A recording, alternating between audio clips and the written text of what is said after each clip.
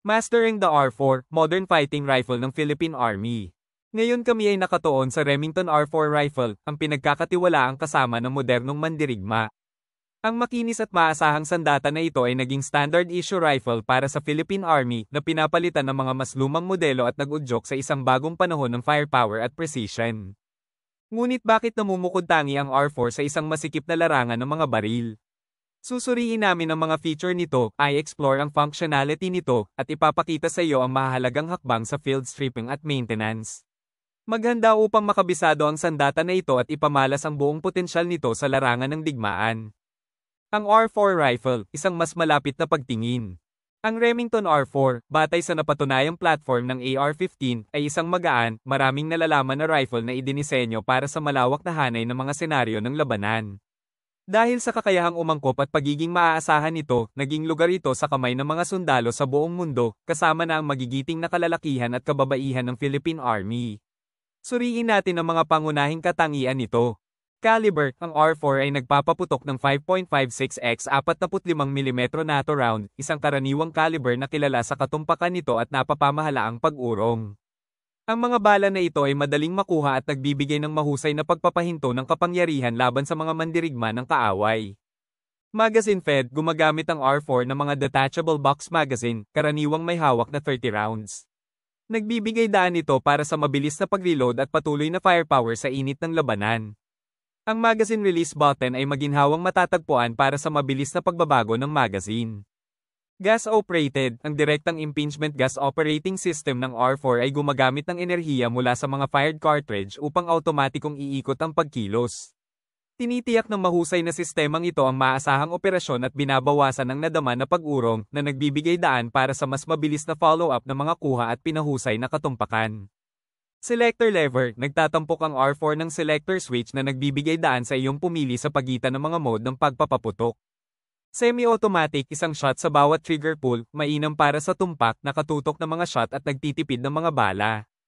Automatic, patuloy na pagpapaputok hanggat pinipigilan ang gatilyo at nananatili ang mga bala. Ang mode na ito ay pangunahin para sa paggamit ng militar o tagapagpatupad ng batas sa mga sitwasyong nangangailangan ng suppressive fire. Weight, ang R4 ay tumitimbang ng humigit kumulang 7 pounds, 3.2 na kilo, na diskargado, na ginagawa itong medyo magaan at mapagmaniobra na sandata, lalo na sa siksikan na gubat at mapaghamong lupain na nakatagpo ng Philippine Army. Rate of fire, sa automatikong mode, ang R4 ay may cyclic rate ng apoy na humigit kumulang 700 hanggang 750 rounds kada minuto. Ang semi-automatikong apoy ay kinokontrol ng taga-baril na nagbibigay daan para sa sinadya at tumpak ng mga pag-shot. Effective range, ang epektibong range ng R4 ay umaabot hanggang 300 metro para sa mga target na punto at 500 metro para sa mga target na lugar. Bagamat hindi isang dedikadong sniper rifle, ito ay lubos na epektibo sa karamihan ng mga pakikipaglaban na nakatagpo ng Philippine Army. Ang R4 sa field, urban and jungle warfare. Ang kakayahang umangkop ng R4 ay nagniningning sa magkakaibang mga terrain na kinakaharap ng Philippine Army. Tuklasin natin kung paano pinakamahusay na gamitin ang sandata na ito sa dalawang magkaibang kapaligiran. Urban combat. Short-range engagements, sa malapitang labanan, ang semi-automatikong mode ng R4 ay nagbibigay daan para sa kontrolado, tumpak na fire, na pinapaliit ang collateral na pinsala. Cover and concealment, gamitin ng compact na laki at kakayahang magamit ng R4 upang mabilis na lumipat sa pagitan ng takip at pagtatago, na nagpapakita ng mas maliit na target sa kaaway.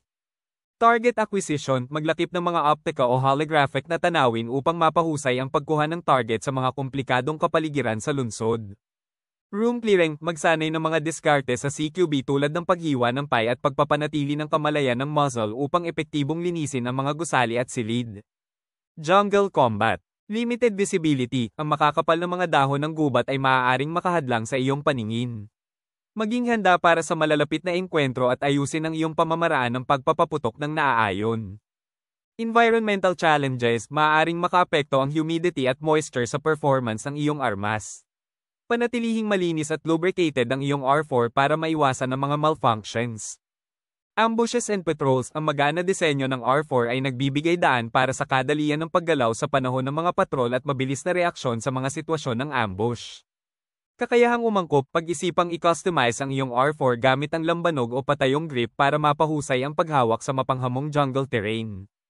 Tandaan, Kamalayan sa sitwasyon. Palaging panatilihin ang kamalayan sa sitwasyon at maging handa na iakma ang iyong mga taktika batay sa kapaligiran at mga aksyon ng kaaway.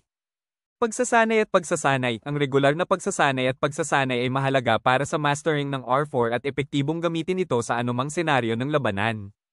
Field stripping. Panatilihing handa ang iyong R4 combat. Ang regular na paglilinis at pagpapanatili ay mahalaga para mapanatili ang iyong R4 sa prime fighting condition. Ginagawa nitong madaling gamitin ang disenyo ng field stripping. Gagabayan ka namin sa sunod-sunod na proseso ng pag-disassemble, paglilinis, at muling pag-assemble ng iyong R4 na tinitiyak na nananatili itong maasahang tool sa iyong arsenal. Ito ang mga hakbang para i-disassemble at i-assemble ang R4. Ipapakita ko ngayon kung paano i-assemble, disassemble itong R4 na baril na issue sa amin ngayon. Una, bago mo disassemble ang baril na to, make sure, o di ka check mo kung may laman yung chamber. Kasain mo, double check, okay, wala. Clear. Unang gawin mo dito, pindutin mo tong take down pin. Ito. Tapos, pivot pin.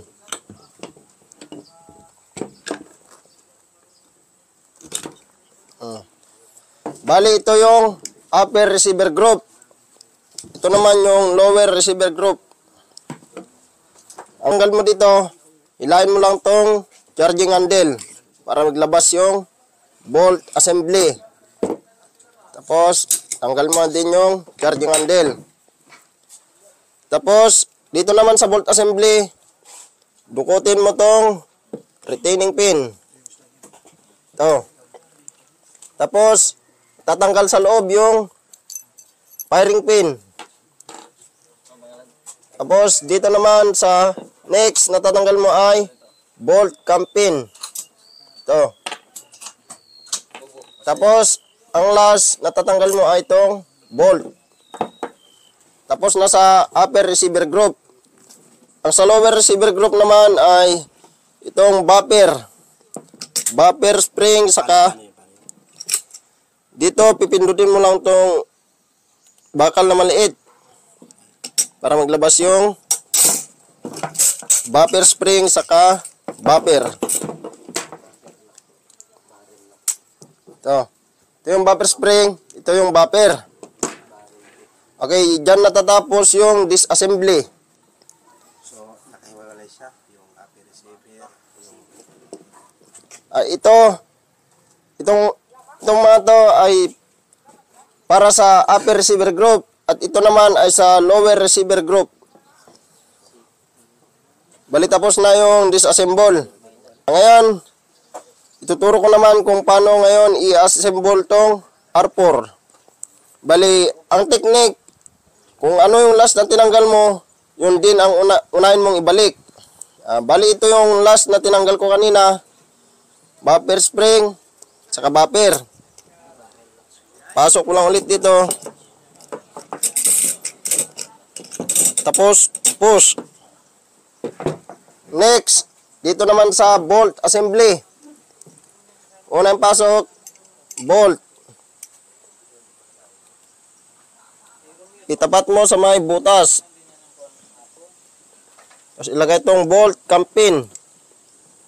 Tapos, twist. Tapos, firing pin. Pwede mo ilagay dito. Tapos, retaining pin.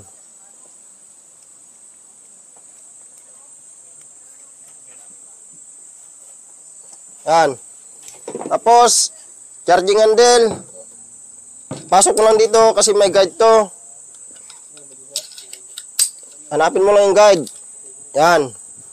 Tapos, bolt assembly. Yan na. Tapos, pwede ang pagsamahin yung lower receiver group at upper receiver group.